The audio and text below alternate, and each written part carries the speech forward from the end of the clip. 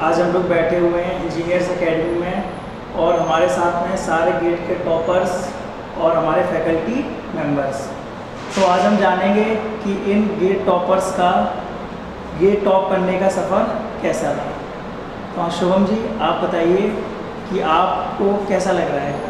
Sir मुझे बहुत अच्छा लग रहा है। मैंने इंजीनियर्स एकेडमी से कोचिंग की और यहाँ के टीचर्स ने मेरी इतनी हेल्प की ताकि मैं इस रैंक को प्राप्त कर पाया। आप कौन से कॉलेज से हैं Shubham? JCRC foundation. JCRC foundation से फाइनल ईयर में ही हैं? Yes sir, final year. तो क्या आपको बेहतर लगा यहाँ पर? यहाँ के टीचर्स का नेचर, ताकि वो हमारे डायरेक्ट कॉन्टेक्ट में होते हैं। सबसे मुझे अच्छी बात यही लगी कि जब भी मैं चाहूँ डाउट्स पूछना, मुझे सर से डाउट्स पूछ सकता हूँ। रात को 10 बजे भी अगर मैं सर से मैसेज करूँगा तो उनका रिप्लाई आएगा, 12 बजे मैसेज करूँगा तो भी रिप्लाई आएगा।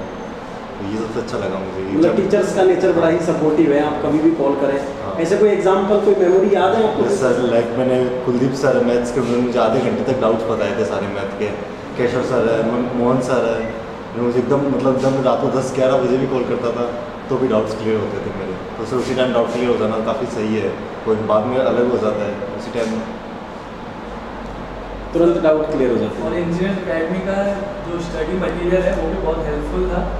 हमें जैसे कोई डाउट पूछना था उससे पहले हमें उसमें मिल जाता था, मतलब पहले से बहुत अच्छे से सेट कर रखा था। और ऑनलाइन टेस्ट सीरीज भी अच्छी थी, ऑफलाइन टेस्ट सीरीज भी अच्छी थी। जैसे कोई सब्जेक्ट पूरा होता था उसके एक दिन के गैप के बाद होता था, वो बहुत हेल्पफुल होता था। सही इसमें बहुत हेल्प। आप कौन से कॉलेज से हैं वरुण?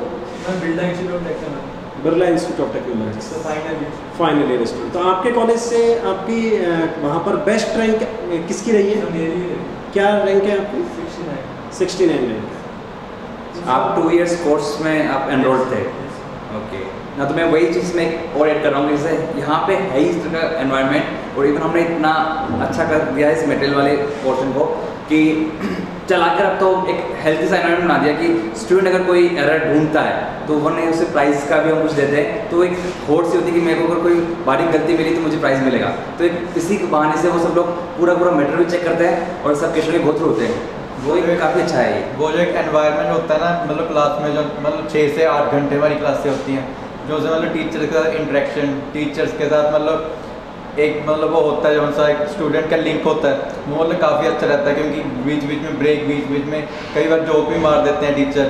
तो वैसे तो 8 घंटे क्लास काफ़ी बंदा थक जाता है, पर जो सा इंजीनियर्स अकेडमी में टीचर हैं, उनका पहले से ऐसा नेचर होता है कि हमारे 8 घंटे पता ही लगता था कब निकल। कॉलेज में तो जैसे 1.5 घंटा की क्लास भी लगाना कंटिन्यूस मुश्किल होता है, लेकिन यहाँ पे 8 घंटे क्लास में पता नहीं चलता है कैसे निकलता है। सबसे ज़्यादा अच्छी बात रही यहाँ के टीचर्स, फैकल्टी, मैनेजमेंट, सबका एक फ्रेंडली इन्वायरमेंट। मैं एक पर्सनल एग्जांपल दूंगा। सर आपको याद होगा मैंने डिजिटल इलेक्ट्रॉनिक्स का डाउट आपसे पूछा था, मैंने काना रेस्टोरेंट में बैठ के सवाल किया था। बिल्कुल मुझे ऐसे याद है। बेस्ट एग्जांपल ले सकते हैं। और सेकेंडली वो जो प्राइज मनी वाले क्वेश्चन जो रखे जाते हैं अपने क्लास के बीच में, वो काफ़ी मोटिवेटिंग होते हैं। मतलब एक बंदे ने आंसर दिया तो दूसरा जो अगर सही में कुछ करना चाहता है तो उसको लगेगा नहीं अब अगला मेरे पास आना चाहिए, तो वो काफ़ी हेल्पफुल होता है और मोटिवेटिंग होता है। ये चीज़ बहुत ही अच्छी चीज़ है। सर मेजर इम्पैक्ट इनकी फैकल्टी ने ये रहा है कि वो हमें इन्फ्लुएंस खाली गेट के लिए नहीं करती, वो हमें टारगेट दिखाती ES गेट, ये बड़े बड़े टारगेट दिखाते भी है। और सर जो फैकल्टी होती है वो खुद एक ES qualified, GATE qualified faculty होती है ना, तो सर जब वो कोई बात आती है अंदर की, तो इससे हमारे अंदर जो जज्बा होता है ना, वो एक अलग आप करता है कि भाई मुझे भी जैसा बनना है। तो वो जो एग्जाम्पल देते हैं वो अपने बहुत कल्चर का, और हमें वो चीज़ कहते हैं कि अपने अंदर लाओ, वो चीज़ अलग मोटिवेशन देती है। आपकी जो कई फैकल्टी थी वो ES क्वालिफाइड थी, तो उनसे अलग ही हमें फोर्स मिली कि हम गेट में अच्छे रहना है। आप कौन से कॉलेज से हैं? सर मैं IIT जालंधर। और आपकी ऑल इंडिया रैंक क्या रही है? रैंक 4। किस ब्रांच में? सिविल ब्रांच में, फाइनल ईयर के साथ में? Yes sir. अच्छा, तो आपने कब ज्वाइन किया था कोचिंग? सर मैंने ये 1 ईयर का कोर्स था सर। मैंने ये लास्ट ईयर फरवरी में स्टार्ट कर दिया सर, आफ्टर द गेट 2014। अच्छा, 1 ईयर के कोर्स। अच्छा आप बताइए, आप लास्ट ईयर इंजीनियर्स एकेडमी के स्टूडेंट्स थे और लास्ट ईयर आपने कहीं किसी और इंस्टीट्यूट में ज्वाइन किया था, तो आपको क्या डिफरेंस लगा इंजीनियर्स एकेडमी में और अदर इंस्टीट्यूट में? बेसिकली जब मैंने पेपर फेस किया, उसके बाद जब मैंने रेस्पॉन्सेज देखे, तो मैंने ये देखा जो कोर सब्जेक्ट्स यहाँ कोर डेवलप किया गया था, बेस डेवलप किया गया था, उसी पे मैं मैक्सिमम स्कोर कर पाया। जो सब्जेक्ट्स यहाँ पढ़ाए थे मैंने अच्छे से पढ़े थे, जो बेस डेवलप किया था वहीं से मैक्सिमम स्कोर मेरा हो पाया है, और इसी कारण जो आज रैंक आया वो पूरा क्रेडिट। और कितनी हेल्थी बात है, मतलब मेरे को लक्ष्य ने बताया था कि इवन जो सब्जेक्ट्स यहाँ पे इसने कवर किए थे 5 सब्जेक्ट्स, उनको तो उसने वहाँ टच भी नहीं किया, और सबसे ज़्यादा मार्क्स उन्हीं सब्जेक्ट में आए जो उसने उसे टच भी नहीं किया। कितनी अच्छी बात है ना। तो ये तो है, मतलब कुल मिला के हमें 2-3 चीज़ें नज़र आ रही है। एक तो नज़र आ रहा है कि फैकल्टी का बड़ा ही अनबीटेबल सपोर्ट है, चाहे आप आउट ऑफ द रूल जाके बात करें, चाहे हमें रेस्टोरेंट में जाके डिस्कशन करना हो या कहीं पर भी डिस्कशन करना हो, कभी भी हमें व्हाट्सअप करना हो, मेल करना हो, फ़ोन पर डिस्कशन करना हो। आपको क्या, आपका एक्सपीरियंस कैसा रहा, तो आप बताइए अपने बारे में। सर एक्सपीरियंस बहुत अच्छा था, मतलब टीचर जो है बहुत सपोर्टिव है, उनको कभी भी डाउट पूछो तो कभी भी मतलब चाहे रात कितने भी मैसेज करो हमेशा डाउट क्लियर करते हैं। और मतलब वो गेट के साथ साथ बाकी एग्जाम्स की प्रिपरेशन के लिए भी गाइड करते हैं, जैसे ES हो गया, हमें मतलब पूरी गाइडेंस मिलती है कि कौन सी PSU का क्या कट ऑफ है, कितने रैंक पे मिलती है, पूरी गाइडेंस मिलती है इस बारे में। आपकी ऑल इंडिया रैंक क्या रही है? सर मेरी AR 13 मैकेनिकल। 13 मैकेनिकल। वो आप भी फाइनल ईयर के स्टूडेंट हैं? Yes sir. तो आपने कोचिंग करना कब स्टार्ट किया? सर मैंने अगस्त 2015 में स्टार्ट किया। मतलब 2 ईयर प्रोग्राम में थे। तो आप क्या बच्चों को, अपने जूनियर्स को क्या मैसेज देना चाहते हैं? क्या परफेक्ट टाइम होता है कोचिंग का, कैसे करनी चाहिए, कोई बिल्कुल नट एंड शेयर में क्या बताना चाहिए? सर इन नट से मैं ये बताना चाहूँगा कि मतलब कंसिस्टेंट रहना पड़ेगा आपको अगर गेट निकालना। तो अगर आप कंसिस्टेंसी इज़ द मेन की, अगर आपको गेट निकालना तो अगर आपकी कंसिस्टेंसी टूटेगी बीच में तब गेट निकालना मुश्किल होगा। अगर लेकिन आप अगर कंसिस्टेंट स्टडी रखेंगे तो गेट निकल जाएगा आराम से। मतलब कंटिन्यूस स्टडी अपने आप में एक बड़ा बहुत ही इंपॉर्टेंट रोल अदा कर रही है इसमें। वरुण आप बताइए, आप अपने जूनियर्स को क्या मैसेज देना चाहेंगे? मेरा भी यही है, जैसे सारी क्लास अटेंड करनी चाहिए और कोई भी छोटा सा डाउट हो तो क्लियर करके ही जाए, समझना उसके अंदर तो वो डाउट चलता ही रहेगा और लास्ट में वही प्रॉब्लम करेगा। और एक अच्छी चीज़ जो मैंने देखी सर यहाँ पे कि जितने भी स्टूडेंट है इवन सबके सब फ्रेशर्स में, मतलब 4th के साथ इन्होंने ये रैंक ली है। सारे के सारे फाइनल ईयर स्टूडेंट, सारे फाइनल ईयर स्टूडेंट है, क्लासरूम में रहे हैं, अपने कॉलेज को अटेंड करते थे, फिर हमारे पास आते थे नाइट में 1 बजे भी डाउट पूछ रहे हैं, हम भी उनके साथ मजे से उनका जवाब दे रहे हैं। तो ये काफ़ी अलग ही तरह की क्वेश्चन है ये जो देखने को मिली है जनरली। तो इवन आप ये भी देखिए फाइनल ईयर तो है जो है, जब इनकी रैंक से ये पता चल रहा है ये अपने कॉलेज की बेस्ट रैंक भी है। हाँ ये सब मतलब जिस भी, जैसे ये JEC में है, ये NIT जलंधर में है, BIT में है, मतलब जिस भी कॉलेज में है अपने कॉलेज की बेस्ट रैंक है। इनके कॉलेज में इससे आगे कोई रैंक ही अवेलेबल नहीं है। बिल्कुल बिल्कुल। सर इस चीज़ पर मैं एक पॉइंट बोलना चाहूँगा पर्सनली, जैसे लास्ट ईयर मैंने ये ज्वाइन किया था, लास्ट टाइम अदर इंस्टीट्यूट किया था, ये की फैकल्टी जो थी फिर भी मेरे टच में रहे थे, मैं उनके टच में रहा था, उन्होंने पर्टिकुलरली मेरे प्रॉब्लम सॉल्व करते रहे, उन्होंने कभी ये नहीं सोचा कि मैं किस इंस्टीट्यूट से क्या है। तो पर्सनली भी जो उनका जो टच है, जो एक ह्यूमन नेचर होता है जो होना चाहिए, वो बहुत अच्छा है। ये बेसिकली टीचर्स का बहुत ही अच्छा है। बिल्कुल ठीक बात है। मतलब आप दूसरी जगह कोचिंग भी कर रहे हैं तो भी आपका मतलब वही ऐसी कॉम्प्लेक्सिटी फील नहीं हो रही, उसके बाद भी वो जो भी ये है कि हमारा बच्चा है उसका रैंक आना चाहिए, ये कोई फर्क नहीं पड़ता कि वो कहाँ से। और एक बार कोई डिफरेंस जो क्लासरूम में आपको लगा हो कि जैसे यहाँ पे जो फैकल्टी है, एक तो जो जैसे यहाँ पे इंस्टीट्यूट में क्या होता है, जैसे कोई क्वेश्चन पर्टिकुलर पुट किया गया है तो जनरली फैकल्टी का ये होता है कि वो अपने पोडियम पे खड़ा रहता है और वहाँ से जो बच्चा आंसर देता है ठीक है उसके लिए क्लैपिंग हो जाती है। ये की फैकल्टी बाकायदा नीचे तक आती है, एक एक की कॉपी में देखती है, सबके अगर किसी का ऑल्टरनेट सॉल्यूशन आ रहा है तो उसको भी डिस्कस किया जाता है, उसको भी बराबर की तवज्जो दी जाती है और सबके पॉइंट ऑफ व्यू पर डिस्कस किया जाता है। ये बेस्ट चीज़ थी। ये जो बहुत बड़ा डिफरेंस बहुत सही लगा है मेरे को। आज भी बाकी कुछ लोगों ने मेरे को कहा था कि सर आप लोग हमारी कॉपी के अंदर आके जो पुश करते हैं ना, वो एक्स्ट्रा पुश जो होता है वही ज़्यादा काम में आता है जो गेट या किसी भी कम्पिटिशन एग्जाम के अंदर। और इन जनरल जो होते हैं बाकी सब लोग एक होते हैं मेटेरियलिस्टिक फैकल्टी होंगी, वो सिर्फ बोर्ड पढ़ाएंगी, बोर्ड पे लिखाएंगी और बस से चली जाएगी। तो वो जो टच है वो कहीं मिसिंग रहता है जो यहाँ पर हमेशा इनको मिला है। तो हाँ ये बात बिल्कुल सही आपने बताई है। तो हम एक बात बताइए, जो अमान है लास्ट में सुपर टैलेंट बैच चलाया था, उससे आपको क्या हेल्प मिली थी? सर उससे काफ़ी नए क्वेश्चंस देखे, काफ़ी नए तरीके से जैसे क्वेश्चन कर सकते हैं। इस सर ने मतलब नए नए मतलब ट्रिक्स वगैरह जैसे हम बोल सकते हैं, नए कंसेप्ट सीखने को मिले और काफ़ी मतलब सारा एक रिविजन की तरह हो गया, ताकि सर सारा कोर्स कवर हो गया। कोई चीज़ में टॉपिक छूटा था तो वो अच्छे से कवर वापस से हो गया, कोई कंसेप्ट तो मिसिंग था तो वापस बन गया नया। और सबसे बेहतर था कि नए क्वेश्चंस, नंबर ऑफ क्वेश्चंस इतने मिले कि प्रैक्टिस इतनी अच्छी हो गई कि बाद में ज़रूरत ही नहीं पड़ी किसी चीज़ की। आपका क्या रहा वरुण रिवीजन बैच के लिए? सर रिवीजन बैच बहुत ही अच्छा था, क्योंकि से जैसे फैकल्टी हमें बता रही है वापस वही चीज़ और हमें वो रिवाइज भी हो रहा है और जैसे हमें कोई डाउट हो रहा हो पहले का वो भी क्लियर हो रहा है उसी का, तो सर वो बहुत हेल्प करता है। तो बेस्ट पार्ट था, मतलब पार्ट सबसे अच्छा पार्ट मतलब रिवीजन ने आपकी रैंक को काफ़ी इम्प्रूव किया improve किया है। है। क्या ऐसा अपने यही होता है बाकी, और जैसे आप कहीं और भी पढ़े तो क्या ऐसा और भी कहीं होता है? सर ऐसा मैंने कहीं कभी पहले सुना नहीं कि रिवीजन बैच कराया जा रहा है। ऑलमोस्ट सब कोचिंग इंस्टीट्यूट कोशिश करते हैं कि वो किसी तरह कोर्स ही पूरा करने वाला है, तो उसका रिवीजन बैच का मतलब मैंने कभी सुना ही नहीं कि कहीं। जैसे हमने यहाँ टैलेंटेड बैच को, टैलेंटेड स्टूडेंट को अच्छे से सेलेक्ट किया, उनको अच्छे से रिवीजन कराया, इस टाइप का कोई मॉड्यूल नहीं है? सर मैंने कोई एक्सपीरियंस नहीं किया। मतलब ये वाला जो क्लासेस थी लास्ट की 20-25 दिन की जो हमने करवाई थी, these are very helpful to us. आपको क्या लगता है ऐसा ओपन इस बार आपके वहाँ जलंधर सेंटर पर भी स्टार्ट करें? यस सर, ये करना चाहिए कि सर जो आपकी फाइनल स्टडी आप एक बार कर लेते हो उसका रिवीजन ही आपका मेन होता है। जैसे आप एक रैंक ला सकते हो, तो आप चीज़ रिवाइज नहीं करोगे ना। रिवीजन मतलब ये नहीं कि आप फॉर्मूला रटवा रहे हो, आप कंसेप्ट करवाते हो, कंसेप्ट को रिवाइज करवाते हो। क्योंकि फॉर्मूले मुझे कहीं और से किताब से मिल जाएंगे, लेकिन उधर जो मेन फोकस रहता है वो मेरा एक कंसेप्ट पर रहता है। तो कंसेप्ट ही आपका गेट में टॉप रैंक आता है। तो सर जो फैकल्टी का जो मेन पर्पज रहता है वो अपने कंसेप्ट सही करना होता है, ज़्यादा कि वो मुझे फॉर्मूले में रटवा रही है। एक्चुअली जो रिवीजन से कॉन्फिडेंस आता है ना एक अंदर, वो आपको कहीं कहाँ से कहाँ ले जाता है वो कॉन्फिडेंस। ये वास्तव में बहुत अच्छी चीज़ है, क्योंकि इवन मुझे अभी से निकलने में कहा था कि sir even after the exam, 4th year के एग्जाम के बाद मैं बस डल हो गया था। मुझे लग रहा था कि मैं गेट कुछ अच्छा करने वाला हूँ, और जैसे ही रिवीजन बैच मैंने ज्वाइन किया और इसके साथ मैं काफ़ी अच्छी रैंक लेके आया, जो मुझे यकीन नहीं था कि पहले कि मैं कभी रैंक ला सकता हूँ। ये एकदम से वापस टच में आ गया सब चीज़ों के। तो मुझे लगता है कि ये सबसे बेस्ट चीज़ जो थी वो रही है यहाँ पे। तो मुझे भी ऐसा लग रहा है कि बच्चों के फीडबैक से। ऑल इंडिया रैंक मेरी 24 रैंक है इंस्ट्रूमेंटेशन। अच्छा, और आपके कॉलेज से और भी कोई आपसे बेहतर रैंक है या नहीं, बेहतर तो नहीं, यही बेस्ट रैंक है? Best rank. सर इस चीज़ पर अपन बात करें तो एक चीज़ हो रहा है कि कोई भी जगह, कोई भी चीज़, कोई भी इंस्टीट्यूट परफेक्ट नहीं होता है।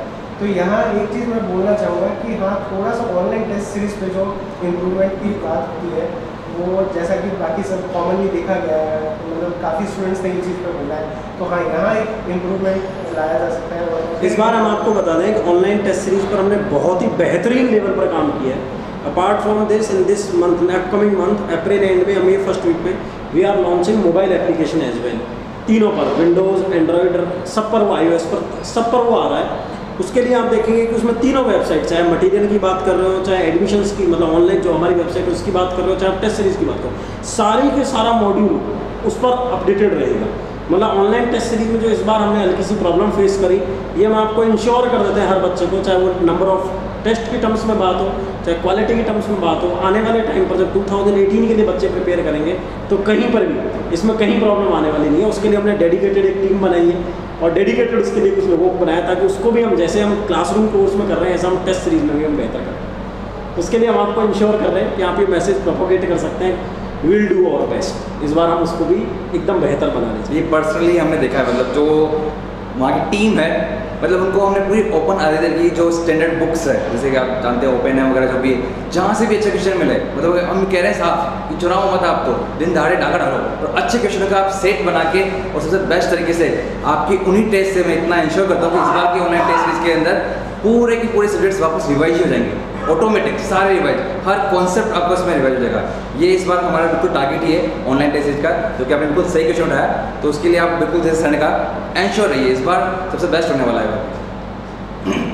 सर बीइंग ए फैकल्टी, आपने भी सर बहुत सारे बच्चों को पढ़ाया है, बहुत सारी क्लासेस ली हैं, आपका स्टूडेंट के साथ कैसा एक्सपीरियंस रहा सर? बहुत अच्छा एक्सपीरियंस रहा। एक फैकल्टी को अच्छा तब लगता है जब उसके स्टूडेंट सिलेक्टेड हो जाते हैं। जैसे इनको पढ़ाया मैंने, इनको पढ़ाया, आज अभी जब सिलेक्ट हो गए तो एक अंदर से फीलिंग आती है खुद को कि हाँ इन्होंने मेहनत की, तो साथ में मैंने भी मेहनत की थी। इनके क्वेश्चंस इन्होंने जब भी डाउट पूछे मैंने इनके डाउट क्लियर किए, तो मुझे भी लग रहा हाँ मैंने इनको रात में इनके जो मैसेज थे उनका रिप्लाई किया, तो उसका मुझे आज सारा का सारा मिल गया कि हाँ ये दोनों की दोनों क्या हो गए, सिलेक्ट हो गए।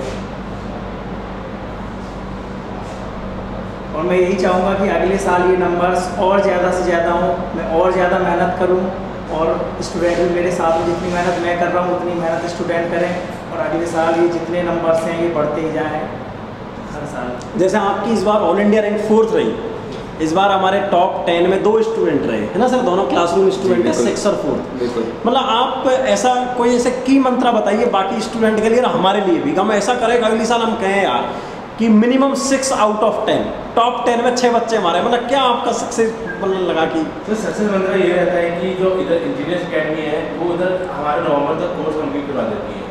जब नवंबर तक हमारा कोर्स कंप्लीट हो जाता है तो उसके बाद हम अपनी सेल्फ में वो जो चीज़ हमने इधर पढ़ी है वो चीज़ हम अपनी सेल्फ में ला सकते हैं, और वो चीज़ें हम रिवाइज करेंगे तो वो चीज़ हमें याद रहेगी। जितनी मैक्सिमम नंबर वाला रिवाइज कराओगे, टीचर से कोई क्वेश्चन का डाउट हुआ टीचर से पूछिए और उन डाउट्स को लिखिए अलग से। जितना आप डाउट को अलग लिखोगे और उसे बार बार देखोगे तो आपको कोई गलती मिलेगी, कोई गलती में अटेम्प्ट टीचर से बात करिए। तो सर मेन मकसद ये रहता है कि कैसे आपको ऑनलाइन टेस्ट सीरीज थी उसमें भी थोड़ी मदद मिली हमें कि एक कॉन्फिडेंस बूस्टर जो इन्होंने बात करी है वो बिल्कुल सही बात है कि कॉन्फिडेंस बूस्टर को आपके टेस्ट देने से और इनकी जो फैकल्टी का आखिरी टाइम तक हमारे ऊपर सपोर्ट रहा है तो वो एक रहा था। और मैं ये कहूँगा कि कोचिंग 50% आपको बनाती है। कोचिंग आपका बेसिक स्टेप है। अगर आप कोचिंग आपको अच्छी नहीं होगी तो आप आगे के लिए नहीं पढ़ सकते। तो आपको सही जगह सही कोचिंग आपको सबसे पहले ज्वाइन करनी पड़ेगी, उसी के बाद आप आखिरी मूवमेंट में आप इतने बड़े रह सकते हो। कोचिंग का सारा श्रेय में मतलब पहले नवंबर तक कोर्स के बाद में फिर हम कंटिन्यूसली बच्चों के टच में रहे और फिर उसमें रिवीजन कर पाए हम उसका, वो सबसे मेन की रहेगा। ठीक बात है। आपको क्या लगता है कि और बेहतर रैंक लाने के लिए अपन क्या कर सकते हैं? सर जैसे फैकल्टी बहुत अच्छी होनी चाहिए, जैसे वो हमें सपोर्ट भी करें। तो जैसे कभी मॉरल डाउन हो जाता है सर, जैसे बूस्टअप करने के लिए जैसे केशव सर है बहुत बूस्ट करते थे, तो मनोज सर भी बहुत बूस्ट कर रहे थे, अपना एक्सपीरियंस बताते सर, उससे भी हमें बहुत हेल्प मिलती है। तो क्योंकि सर पेपर जैसे लास्ट तक पहुँचते हैं तो थोड़ा मॉरल डाउन ही हो जाता है। ठीक है सर, अगर ये मिलेगा नहीं तो सर हम आगे बढ़ते हैं।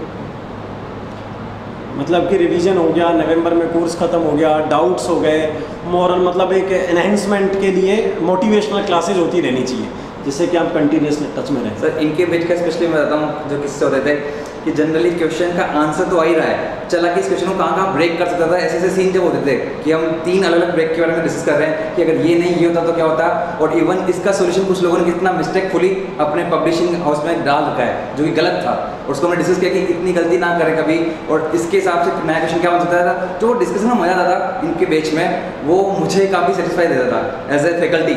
मुझे काफ़ी अच्छा लगता था कि हाँ कुछ निकल के आ रहा है आउटपुट, मज़ा आ रहा है कि सिर्फ होता ना कि रेगुलर चीज़ों को ही नहीं डिस्कस कर रहे हैं, उनसे हट के आसपास की सारी चीज़ों को हम कवर करते जा रहे हैं। तो वो एक ही अलग मज़ा होता था जो क्लास में आता था, और इसका रिजल्ट है कि क्लासरूम में सब लोग अपने क्लासरूम से सेलेक्ट हुए सारे टॉपर। तो मुझे काफ़ी अच्छा लगा है। शुभम और कुछ आप बताना चाहिए? बस ये प्रैक्टिस ऑफ क्वेश्चंस मेरे को सबसे अच्छा लगता था सर। जितने अच्छे क्वेश्चंस की मैं प्रैक्टिस कर पाता था उतना मुझे सपोर्ट मिलता था। बस नए नए क्वेश्चंस कहाँ से आ रहे हैं सर, मतलब सर बुक से क्वेश्चंस करवाते थे, सबसे अच्छा लगता था। ये लास्ट टाइम क्वेश्चन तो करवाते थे साथ में बुक्स के क्वेश्चंस, तो वो सबसे स्टैंडर्ड क्वेश्चन बन जाते थे, सारे कंसेप्ट क्लियर हो जाते थे। अच्छे अच्छे क्वेश्चन जो आ नहीं सकते लेकिन उनसे सारे कंसेप्ट इतने अच्छे कंसेप्ट बन जाते हैं ना, बेसिक अच्छा बन जाता है, तो वो सबसे अच्छा लगता था। इस बार हमने नई चीज़ भी एक लॉन्च करी है, वो DPP वाला बताइए सर क्या था वो? हम लोग इस बार हर सब्जेक्ट के जैसे तुम लोगों को लास्ट में क्वेश्चंस कराए गए थे, वो क्या किया हम लोगों ने एक DPP बनाई है। उसमें क्या है हर सब्जेक्ट के 300 क्वेश्चंस हैं बुक के अनसॉल्व, उसको उनको ऑब्जेक्टिव्स में कन्वर्ट करके उनके आंसर्स हैं, सिर्फ आंसर्स हैं, कोई सॉल्यूशन नहीं है। वो क्वेश्चन पहले आपको क्लास में हर फैकल्टी को कंपलसरी है कराना, जो भी फैकल्टी आपको पढ़ाने आएगी। ऐसे भी क्या था कि सिलेबस कंप्लीट करा दिया, पास्ट ईयर के गेट के लगा दिए, नए क्वेश्चंस में नहीं जाते थे। इस बार से हम लोग पहले से ही नए क्वेश्चंस में जा रहे हैं, और जब रिवीजन करेंगे तब और क्वेश्चंस और नए क्वेश्चंस लाएंगे। मतलब ये 300 DPP वाला जो कंसेप्ट है वो 300 क्वेश्चन हर फैकल्टी को कंपलसरी है क्लास में करवाना। और ये पास्ट ईयर के क्वेश्चंस नहीं है, ये हर बुक के इस तरह से तुम लोगों को पता है गेट के जो क्वेश्चंस आते हैं वो स्टैंडर्ड बुक से ही आते हैं। जैसे सिग्नल एंड सिस्टम के क्वेश्चंस हैं वो ओपन के आते ही हैं, क्योंकि वो ओपन फेवरेट बुक है प्रोफेसर्स की। तो उसी से हम लोगों ने हर सब्जेक्ट की 3-4 स्टैंडर्ड बुक को रेफर करके उनसे क्वेश्चंस बनाए हैं ये। और ये कॉन्सेप्ट फिक्स है, बस उसी को रीअरेंज करते हैं, तो वो काम हम खुद ही अपनी तरफ से करने लग जाते हैं कि चलो इसको एक तो क्वेश्चन वहाँ से भी हमने ले लिया, उसे कुछ रीअरेंज करके भी क्लास में डिस्कस करा दिया। तो इससे जो नंबर ऑफ क्वालिटी जो है क्वेश्चंस की वो बढ़ती जाती है कि अच्छा इसका ये हो सकता था, जैसे कि EMFT के अंदर कि अच्छा उसमें चार्ज डेंसिटी खत्म हो रहा था, तो ये क्वेश्चन बनाना ही गलत था। इम्पल्स का डेरिवेटिव कर रहे हैं आप, बहुत ही गलत है। 1-2 क्वेश्चन को अपन जो डिस्कस किया था, मतलब क्या बेसिक गलतियाँ करते हैं लोग, और ये बहुत ब्लंडर मिस्टेक्स है। जो इस बार के आपने रिजल्ट में देखा भी होगा। साथ ही साथ जैसे क्लास में बताना कि वो क्वेश्चन के थ्रू DPPS के थ्रू हो जाता है कि आप सॉल्यूशन कर रहे हैं तो 2 आंसर होंगे उसके अंदर कि एक तो आपने पहले बीच में ही सोल्व कर दिया स्टेप के बाद, फिर उसके बाद आखिर में वापस सोल्व किया, तो जो आंसर आ रहा है वो पॉइंटों में थोड़ा सा आगे चलाएगा। लेकिन एक की सबसे लास्ट में तो पूरा सोल्व करना और फिर जो आंसर आ रहा है वो एक्यूरेट होगा। इस बार जैसे कि क्वेश्चन जो इलेक्ट्रिक में था जिसमें 69 to 71 की जो रेंज थी, 70.7 का राइट आंसर है। लेकिन जनरली कुछ लोगों ने जो मिस्टेक की है, स्टूडेंट्स को सब कुछ पता है, कॉन्सेप्ट आता है, बट जो सॉल्यूशन है वो पहले इसने स्टेप में कर दिया, फिर दूसरे स्टेप में किया, फिर आखिरी में जो आंसर आया वो 0.3 ज़्यादा आ गया, 71.3, तो पूरा मार्क्स गलत हो गया। तो क्या मतलब निकला, इतने एफर्ट का भी कोई मतलब निकला। तो ये सब चीज़ें सिखाने के लिए वो DPPS काफ़ी इंपॉर्टेंट है इस बार से, तो वो हम उसमें ये सब चीज़ें क्वेश्चन शामिल कर रहे हैं इस बार।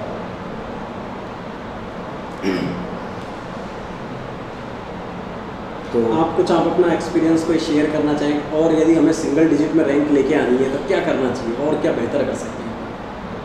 सर मेन तो वही है कि जैसे क्वेश्चंस जैसे बुक में कई बार जो थोड़ी बहुत गलतियाँ होती हैं उनको इम्प्रूव किया जाए, ताकि जो मतलब हम सॉल्व करते हैं क्वेश्चंस, तो कई बार क्या होता है सॉल्व करते करते हमें पता लगता है कि जैसे कोई क्वेश्चन गलत है तो उससे कॉन्सेप्ट में गड़बड़ आती है, तो उसको इम्प्रूव किया जाएगा तो उससे भी मतलब जो इम्प्रूवमेंट आएगी काफ़ी, तो उससे काफ़ी इम्प्रूवमेंट आ सकती है। और जो डाउट सेशंस अगर मतलब रखे जाएँ थोड़े क्लास के बाद जैसे आ रहा है 1 घंटा, तो उससे भी इम्प्रूवमेंट आ सकती है काफ़ी, जो मतलब परफॉर्मेंस की। और एक्स्ट्रा डाउट सेशन वगैरह कुछ और एक्स्ट्रा इम्प्रूव किए जाए उससे।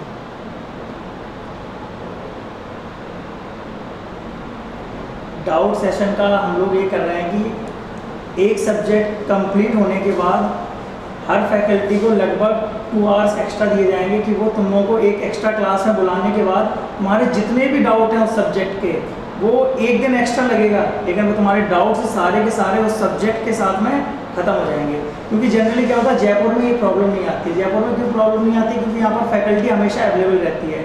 जैसे जलंधर सेंटर है, फैकल्टी गई वहाँ पर पढ़ाने और उसका सिलेबस ख़त्म हो गया, वो वापस आ गई।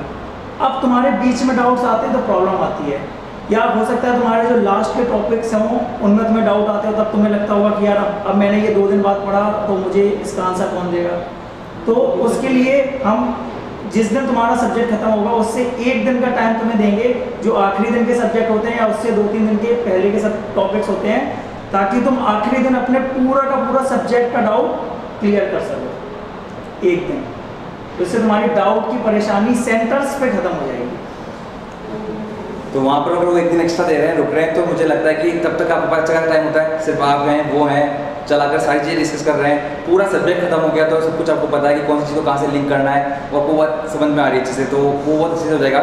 सेकंड थिंग, जो रिवीजन पेज भी हम इस बार प्लान कर ही रहे हैं जालंधर के अंदर भी, क्योंकि यहाँ पर बहुत अच्छा रिजल्ट आया उसका, तो उससे भी बहुत ज़्यादा हेल्प हो जाती है। क्योंकि इस बार रिवीजन का भी एक खास बात ये थी कि हम फैकल्टीज स्टार्टिंग में आधे घंटा सिर्फ पहले ही आके जो पुराने डाउट है उनको सॉल्व कराते थे, चाहे वो हाफ एन आवर लगे चाहे 1 आवर लगे, उसमें कोई बड़ी बात नहीं है, बट वो काम तो होता ही था।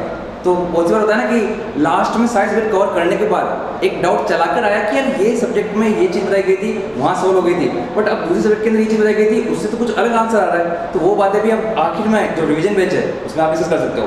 तो मतलब एक ही डाउट को 3 बार आपको सॉल्व करने का टाइम मिल गया, तो ये तो बेस्ट चीज़ है। फिर तो आपका बेस्ट आ रहा है जो भी है वो बेस्ट आउटपुट देगा हमेशा। तो वो तो हम पूरा प्लान कर चुके हैं इस बार जालंधर के साथ भी, जयपुर में चल ही रहा है। तो सर ये हमारा हेल्थी सा माहौल था और उसके रिजल्ट भी हमारे साथ बैठे हैं। मतलब यहाँ से हमारे पास में आज के इस मीटिंग से 4-5 कंक्लूजन निकल के आ रहे हैं जी, कि जितने भी आज की डेट में जो टॉप कर रहे हैं वो बच्चे, वो most of the students final year के हैं। दूसरी बात ये निकल के आ रही है कि जो कोचिंग करने का या गेट IAS PSUP स्टार्ट करने का जो बेस्ट टाइम होता है वो 5th सेमेस्टर का टाइम होता है, 3rd ईयर के लिए बेस्ट टाइम होता है, ताकि कॉलेज प्लस कोचिंग को पैरेलली मैनेज किया जा सके। तीसरा जो निकल के आ रहा है वो ये निकल के आ रहा है कि हमें रिवीजन बैच पर एकदम और फोकस करना होगा, और रिवीजन के टाइम पर जितने भी डाउट्स हैं वो सारे ग्रास्प करने होंगे, ताकि हम रिजल्ट को और अच्छा बेहतर बना सकें। 4th जो सजेशन निकल के आ रहा है वो ये निकल के आ रहा है कि हम ऑनलाइन टेस्ट सीरीज़ को और बेहतर करें। जो उसमें पहले एक बार रह गए थे उनको हम बिल्कुल भी इस बार रेक्टिफाई करके एकदम उसको एरर फ्री बना दें, ताकि उसमें कोई गलती बचे ही ना। ये 4-5 कंक्लूजन हमारे पास में निकल के आ रहा है।